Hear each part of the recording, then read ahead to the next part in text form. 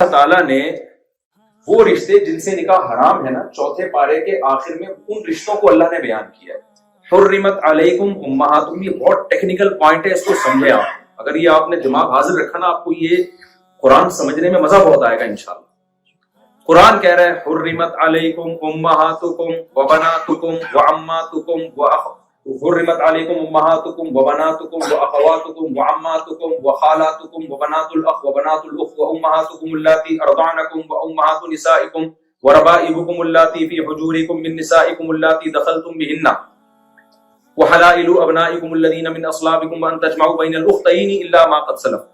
قرآن کہہ رہے ہیں تم پر کون کون سی عورتیں ایسی ہیں جن سے نکاح حرام ہے. اس کو ایکسپلین کر رہا ہے قرآن ان آیتوں میں.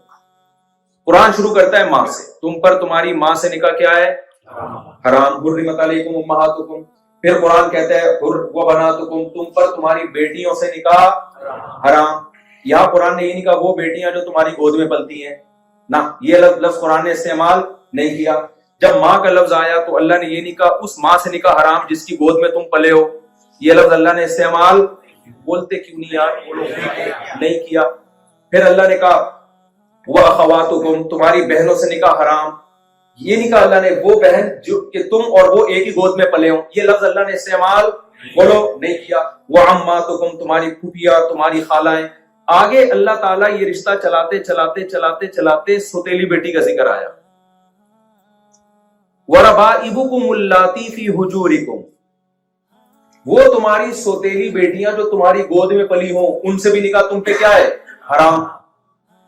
جب ہم نے تفسیر قرآن کی پڑھی تو میں حیران تھا کہ بھائی سوتیلی بیٹی تو گود میں پلی ہو یا نہ ہو، ہر صورت میں اس سے نکاح کیا ہے؟ ہمیشہ کے لیے حرام ہے. بھائی آپ کا کسی خاتون سے نکاح ہوا اور رخصتی بھی ہو گئی، تو اگر ڈیورس کی بات میں ہو جائے نا، آپ اس خاتون کی پہلے شوہر کی بیٹی سے کبھی بھی نکاح بولو نہیں کر سکتے، کبھی بھی نکاح نہیں کر سکتے. وَرَبَائِبُكُمْ، ربیبہ کہتے ہیں سوتیلی بیٹی کو عربی میں.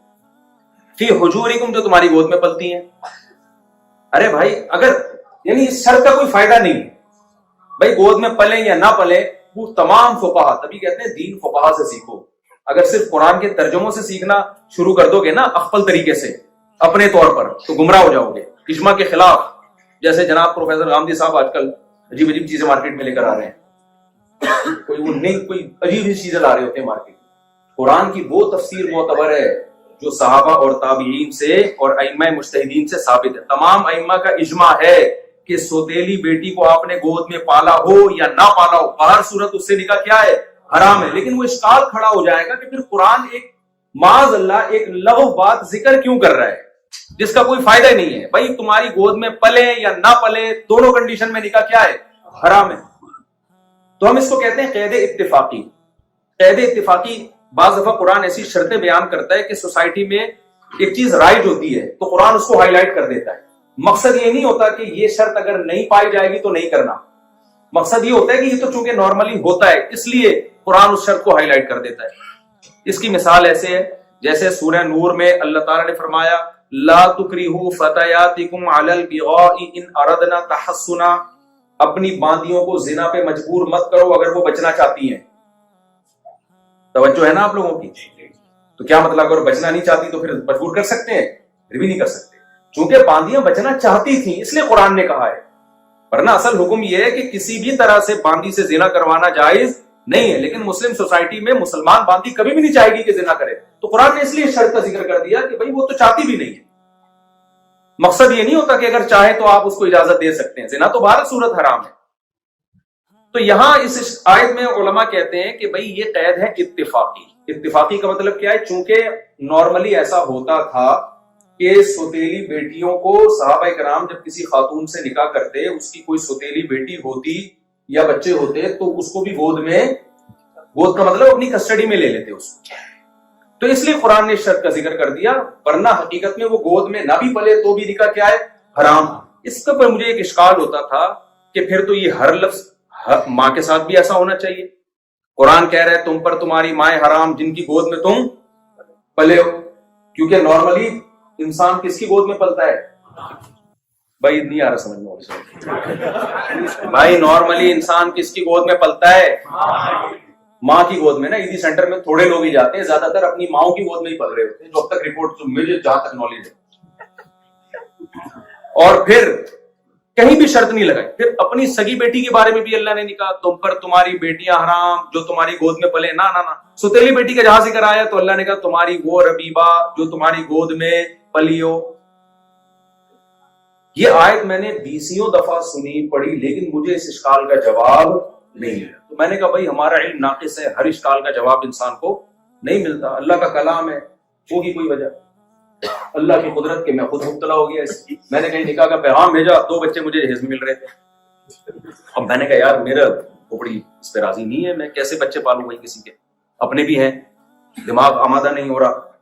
मैंने एक मौलाना साहब हमारे दोस्त हैं, नाम लेने में कोई हर्ज नहीं है, मुफ्ती हुसैन खलील साहब मेरे बड़े अच्छे दोस्त हैं, जामिअत रशीद में उस्ताद नहीं है। मैंने उनके सामने अपनी इस बात को रखा, मैंने कहा यार मुझे शरीयत में कहीं तरगीब मिलेगी तो मैं ये काम करूंगा, अदरवाइज नहीं। उन्होंने कहा भाई कुरान में जो अल्लाह ने कहा है वरबाइबुकुम अल्लाती फी हुजूरिकुम, ये जो कुरान में अल्लाह ने कहा कि वो सौतेली बेटियां जो तुम्हारी गोद में पली, ये कुरान असल में ये बयान कर रहा है कि उस जमाने में सहाबा का रिवाज ये था कि वो सौतेली बेटियों को गोद में पालते थे।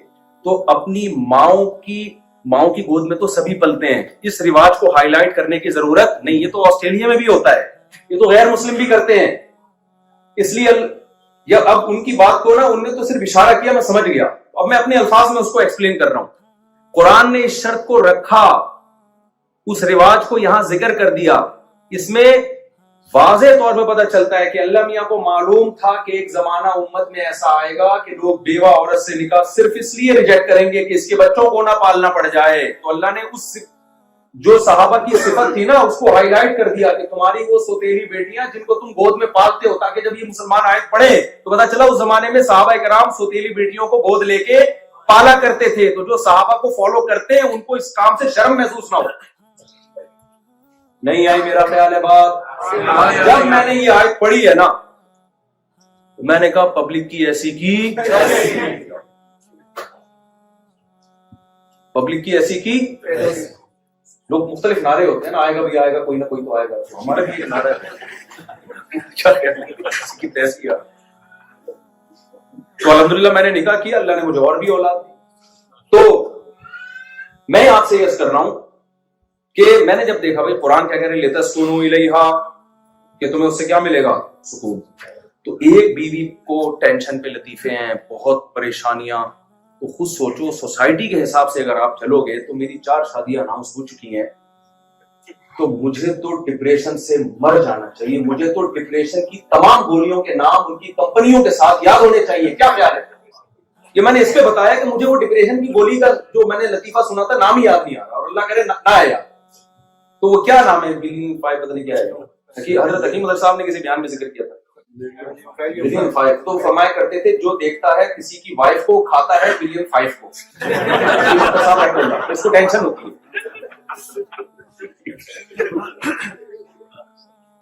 वो टेंशन की गोलियां खाएगा, वो खुदकुशी करके मरेगा। तो कुछ टेंशनें वाकई टेंशनें हैं। अब मैं आपको वैसे जब ये मौजूद चल पड़ा है तो एक्सप्लेन कर दूं। भाई सवाल पैदा होता है, जिम्मेदारियां तो निकाह में बढ़ती हैं, औलाद जब होती है तो जिम्मेदारियां बढ़ती, आजादियां खत्म होती हैं। लेकिन क्या वजह है कि फिर भी जिन कौमों में निकाह का रिवाज कम है, नस्ल बढ़ाने का रिवाज कम है, टेंशन फ्री होके भी खुदकुशियों का रेशो ज्यादा, और मेरे जैसा बेवकूफ आदमी आपके सामने बैठा हुआ है ना, कोई मैं बहुत ज्यादा दीनदार आदमी हूं और टेंशन की सारी चीजें मैंने पाली हुई हैं, फिर भी मेरा ख्याल है अब तक की रिपोर्ट के मुताबिक अल्लाह ने मुझे टेंशन से अल्हम्दुलिल्लाह विदाउट मेडिसिन बचाया है। नजर भी आ रहा होगा आपको, अल्लाह आइंदा भी बचा के रखे, जैसे तुम लोग नजर लगा के चले जाओ। और मैं कोई दावा नहीं करता कभी जिंदगी में टेंशन नहीं होगी। भाई टेंशन तो याकूब अलैहिस्सलाम को भी हुई है, क्या ख्याल है, पैगंबरों को भी हुई है, तो मुझे भी हो सकती है इन फ्यूचर। अल्लाह मुझे महफूज रखे। लेकिन जिस चीज को आप टेंशन समझ रहे हो, इतना तो साबित हो गया ना कि वो टेंशन नहीं।